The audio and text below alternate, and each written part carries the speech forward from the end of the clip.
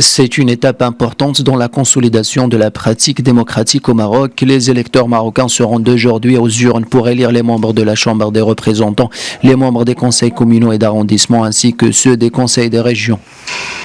Le vote est un devoir national. Il s'agit d'élire les bonnes personnes capables de contribuer au bon fonctionnement de notre société et au développement de notre pays.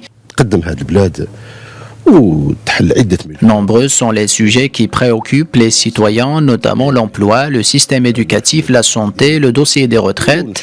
Mes attentes sont énormes vis-à-vis de ces élections. Dans les années à venir, j'espère voir un Maroc plus prospère et plus fort dans tous les domaines. المغرب كما قلت كيزدهر ويكون قوي في جميع المجالات. الحمد لله حنا صوتنا مع الولاء.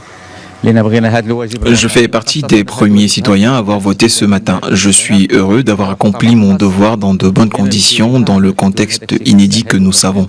La procédure est pratique et simple. Il suffit de présenter sa carte nationale d'identité. Je suis certain plus que jamais que le fait de participer au scrutin est très important pour l'avenir de notre pays.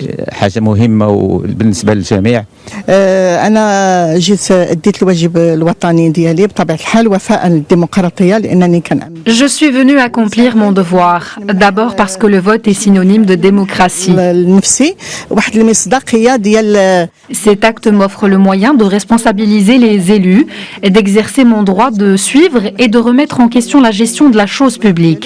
Le vote est la façon par excellence d'exercer sa citoyenneté. جيت ندير الواجب ديالي.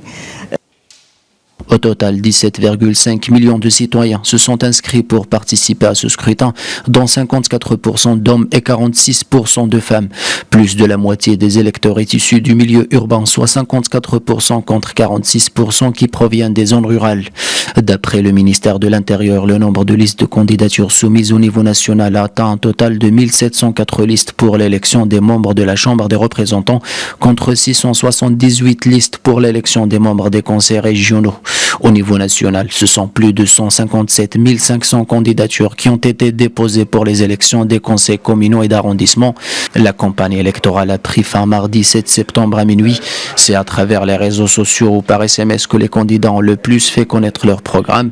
S'agissant de l'observation indépendante et impartiale de ces élections, plus de 4 500 observateurs représentant 44 ONG nationales ont été accrédités par le comité spécial d'accréditation des observateurs électoraux.